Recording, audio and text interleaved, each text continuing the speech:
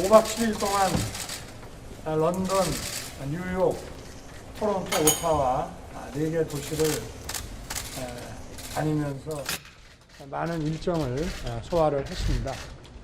제일 중요한 것은 유엔의 기조연설로서 대한민국이 자유와 인권, 평화와 법치라는 이 보편적 가치를 추구하는 국가로서 국제사회의 책임을, 국격에 맞는 책임을 이행하고 국제연대를 강력히 지향한다는 것을 전 세계에 대한민국의 국정기조 및 대외정책의 원칙이라는 점을 알림으로 해서 우리나라와 국제협력을 기하려는 나라, 또 우리나라에 투자하려는 외국 기업, 또 국제사회에서 활동하는 대한민국 국민과 그 기업이 합당한 평가와 대우를 받을 수 있도록 대한민국의 대통령으로서 밝혔다는 점에 저는 의의를 두고 싶습니다.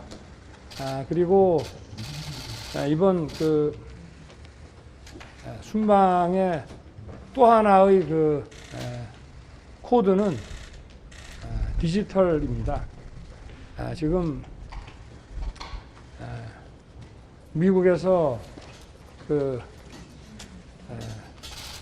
지금 뉴욕이 디지털과 IT의 새로운 또 그 도시로서 떠오르고 있고, 그래서 NYU 그 대학과 또 AI의 그 메카라고 하는 토론토 대학을 찾아서 양국의 과학기술 협력에 관해서 함께 논의하는 그 자리를 가졌고, 뭐 여러 가지 한국의 투자 기업에 대한 그 유치 행사에도 제가 참여를 해서 한국 투자 기업들에게 이렇게 얘기를 했습니다.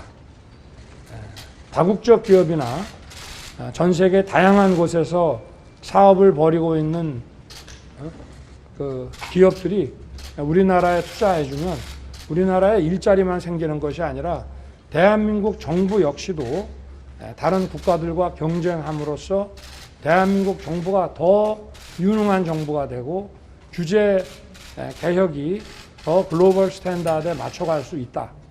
여러분들이 우리나라에 오시는 것은 우리에게 이런 이점들이 있다. 그리고 우리도 여러분들이 사업을 제대로 할 수 있게 대한민국 정부의 업무를 국제 기준에 맞춰 가겠다. 이렇게 말씀을 드렸고요. 그리고 뭐 국민들이 관심 가졌던 그 IRA 문제는 제가 그 버킹엄 리셉션에 가보니까 이게 뭐 100여 개국 이상이 모이는 그런 그 자리에서는 미국 대통령이 그야말로 그 무슨 장시간을 잡아서 이렇게 뭘 한다는 것이 나토만 해도 30개국 아니었습니까? 그래서 참모들에게 그랬습니다. 미국 대통령하고 장시간을 잡기도 어려울 것 같고 무리하게 추진하지 마라.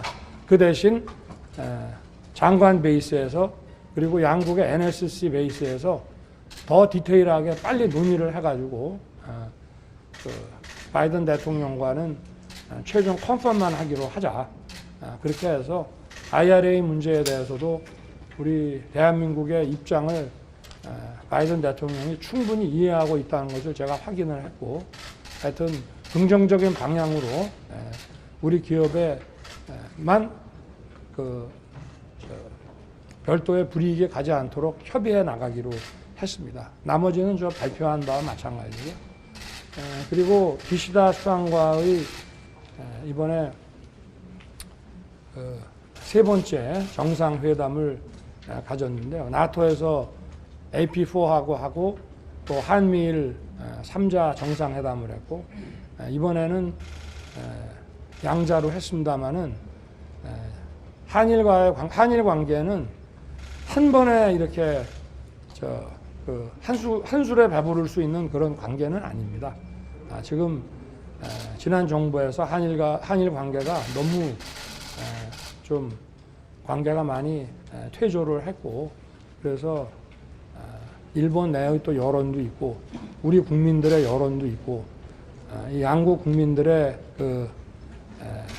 좀 생각을 잘 살펴가면서 무리 없이 관계 정상화를 해야 되고, 무엇보다 한국의 기업과 일본의 기업들은 양국의 정상화를 아주 간절히 바라고 있습니다.